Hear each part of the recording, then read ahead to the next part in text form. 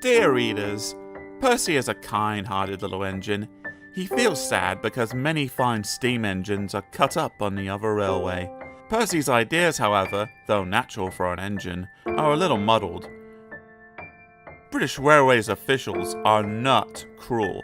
They are sad to lose faithful steam friends, and glad to help engines to go to places like the Bluebell Railway at Sheffield Park in Sussex, where they can be cared for, and useful, and safe.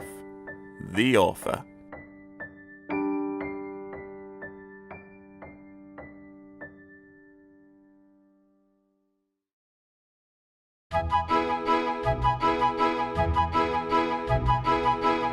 The Railway Series.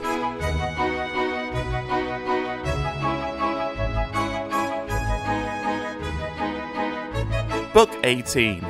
Stepney the Bluebell Engine. Story 1. Bluebells of England. The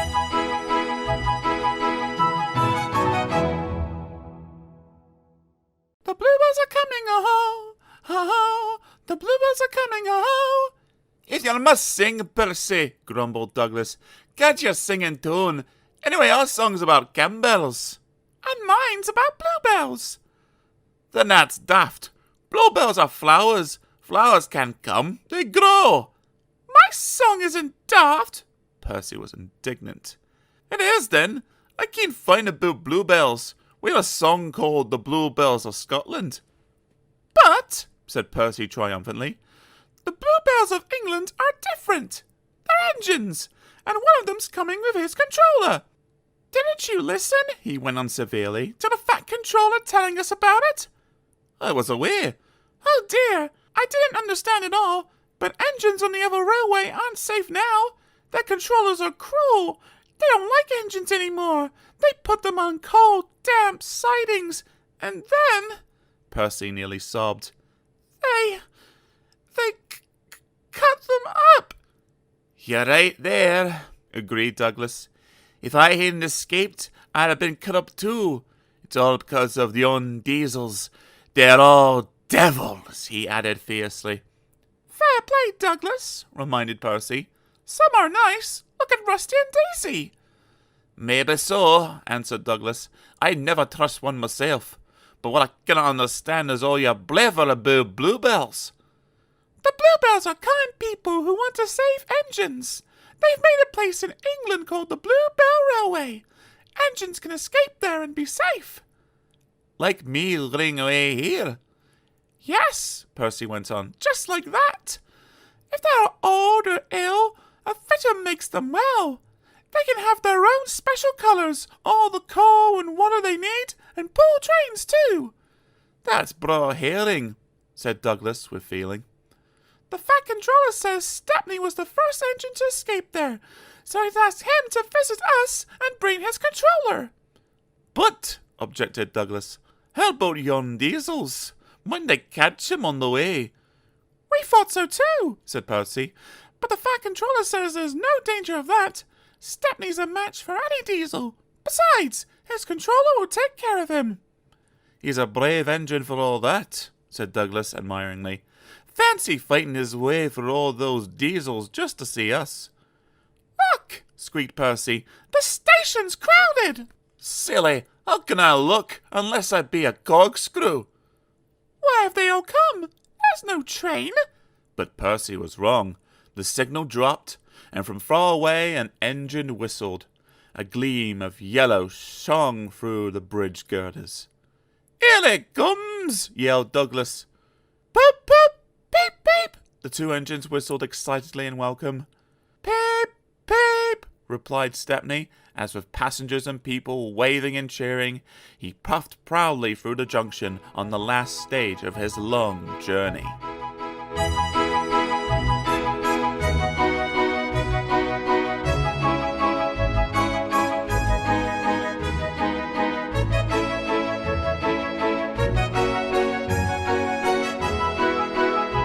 Story 2, Stepney's Special.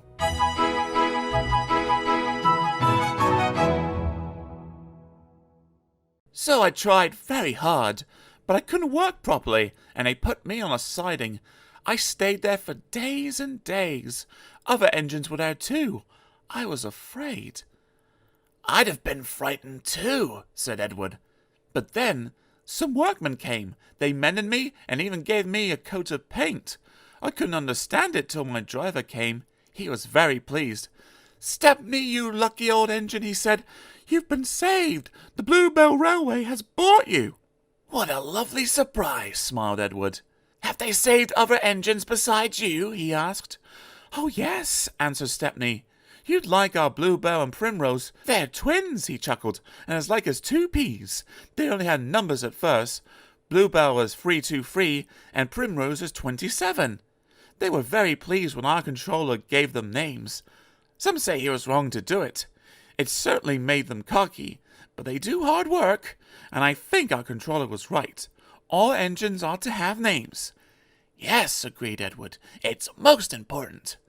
"That's why," Stepney continued, "we've given them to our 488 and 2650. But our controller doesn't know. It's a secret. Don't tell him, will you?" "Of course not," smiled Edward. "They are both very pleased about it, because now they feel part of the family. We call 488 Adams after his designer, you know. He's a lovely engine, a southwestern from Devon. He can stroll away with any load he's given. Cromford, who's 2650, has been pulling trucks up high peaks in Derbyshire. He's tough in Cromford. He had to be for that job." "Captain Baxter's tough too," Stepney went on, "and rather rude. But he's worked in a quarry, and you know what that does to an engine's language and manners." "I do indeed," said Edward gravely. "He's a good sort, really," said Stepney. "I like him. We both miss our work with trucks." He paused. "I oughtn't to say this," he went on, "after everyone's been so kind, but our line is very short, and I never get any good runs now. I miss them dreadfully." "Never mind," smiled Edward. "Perhaps you'll get some while you're here." Stepney said goodbye to Edward, and then returned to the big station. There he helped Duck shunt the yard. They were soon great friends, and enjoyed their afternoon together. Thomas arrived before they'd finish, and stayed till it was time for his last branch line train. But that train's tail lamps were hardly out of sight, when the two engines heard a commotion at the station. "Hello," said Duck. "I wonder what's up." Presently, the night duty shunter came hurrying to the shed. The bell in the cabin on the branch line rang once, then 5, pause 5. That means shunt to allow following train to pass. The signalman was puzzled. He telephoned control. "A special, is it?" "I see." Thomas and his passengers grumbled at being delayed, but there was no help for it. Soon they had an unfamiliar puffing. Express headlamps swayed and twinkled. Then Stepney, pulling one coach, loomed in the station lights. He slowed to exchange tablets, whistled a greeting, then gathered speed into the night. "Well, burst my boiler," said Thomas the tank engine. "Shunted," fumed Thomas next morning. "On my own branch, too. It's a disgrace." "I'm sorry," said Stepney. "I was a special," he explained. "Why?" "An important passenger came after you'd gone. He said he must get home, and ordered a special. Duck kindly let me take it. We had a splendid run. No record-breaking, of course, but—" "Ah, well," said Thomas modestly, "perhaps when you know the road as I do—" "Exactly," put in Stepney.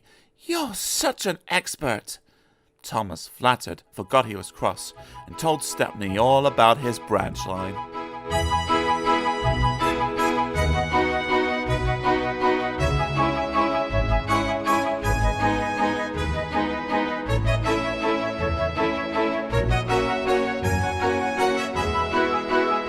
Story 3.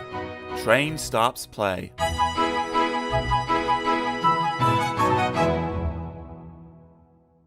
"You are very lucky engines," said Stepney. "Your branch has got everything. It's long enough to give you a long run, and you have plenty of passengers. Then you've a quarry, a mine, and some factories. So you need plenty of trucks.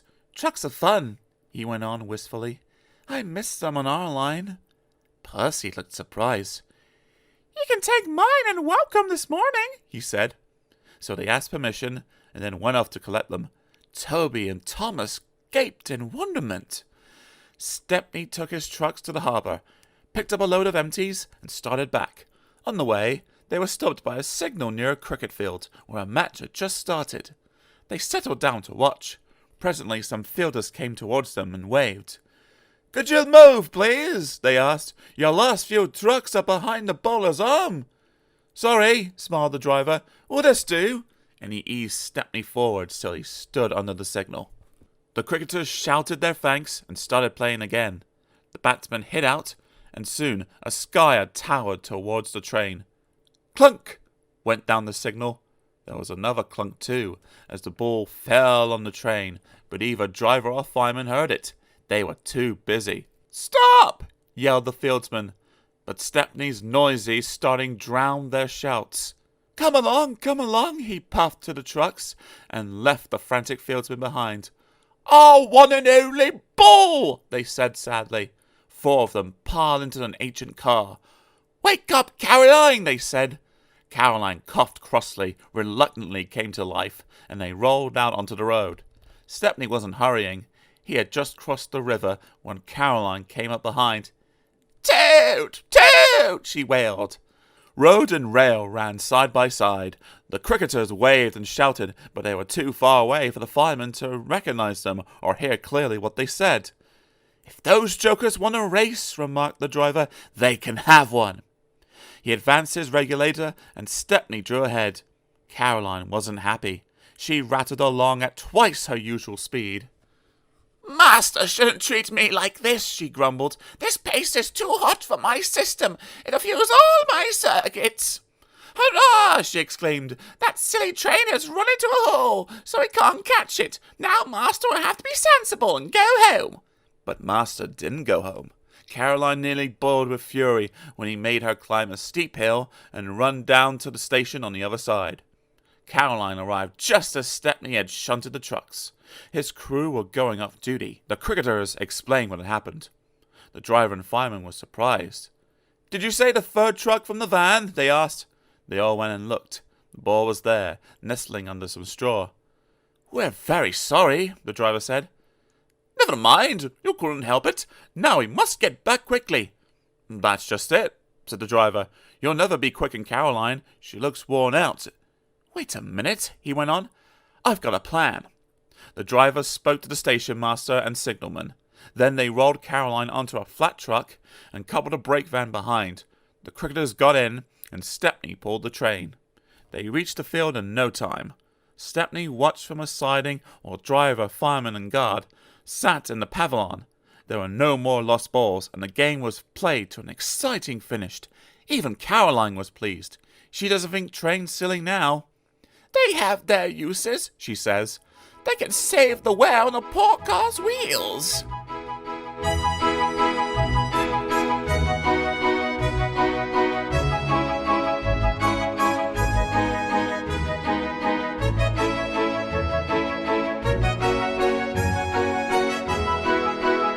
Story 4. Bowled Out.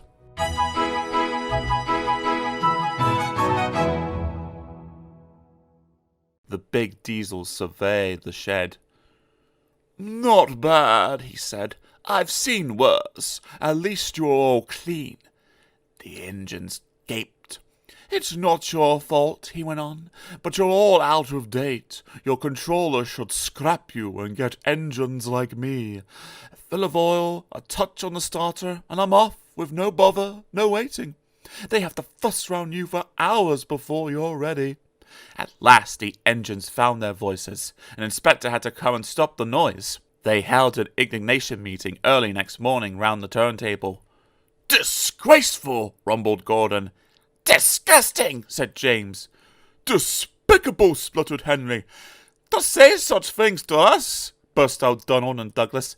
It's to teach him a lesson we'd be wanting. But no one had any good ideas, and at last they all went off to work, except for Duck and Stepney. Never mind, said Duck. We'll be sure to think of something. We'll have to be quick then, warned Stepney. But their chance came sooner than expected. Diesel purred comfortably. He was being warmed up well before time. The inspector watched the fitter making adjustments. The wind tugged at the inspector's hat. The fitter replaced the air intake cover. "Okay, mate," he said. Diesel saw his coaches waiting at the platform. He rolled proudly towards them. "Look at me, Duck and Stepney," he purred. "Now I'll show you something." He advanced a few yards, and suddenly he coughed, flattered, choked, stopped. The inspector, meanwhile, had seen nothing of this. He was looking for his hat. "Can we help you at all?" asked Duck and Stepney sweetly. Diesel seethed with baffled fury as they pushed him back to the shed.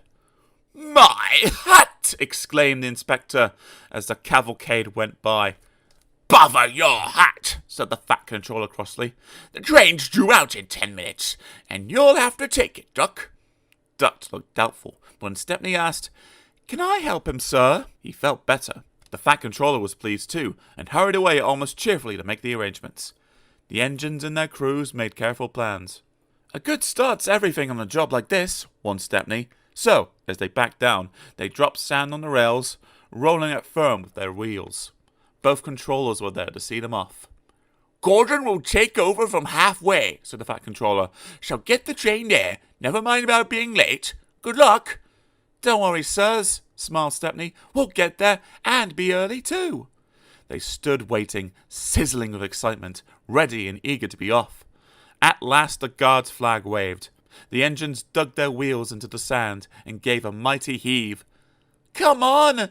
Come on!" puffed Duck, while Stepney barked excitedly in front. Moving carefully over the points, they reached the open line. "Now for a sprint!" whuffed Stepney. "I'm ready when you are," puffed Duck. Faster and faster they went, till their wheels were turning at such speed that the side rods were merely blurs. Under clear signals they whizzed through Edward Station, and they charged at Gordon's Hill beyond. They felt the drag of their 15 coaches here. It was hard work, but once over the top, the last 10 miles were plain running, and they swept into the big station in fine style. "Hello," said Gordon. "You're early. That's one in the headlight for old Diesel. Have you heard the latest?" he chuckled. "Diesel has sucked the inspector's hat into his air pipe. That's why he broke down. James says he's sick as spoiler sludge and sulking in the shed. Out of date, are we? Ho, ho, ho!" And still laughing, Gordon puffed away. Everyone was sad next day when Stepney had to go. All the engines who could came to see him off. The Fat Controller made a speech, and so did Stepney's controller. Donald and Douglas made everyone sing "Auld Lang Syne," and then Stepney and his controller puffed off to a chorus of cheers and whistles. "Goodbye, Stepney! Come again! Goodbye! Goodbye!" But what about Diesel? He'd slip away the night before. He said goodbye to no one, but left 2 things behind: the nasty smell of bad manners and a battered bowler hat.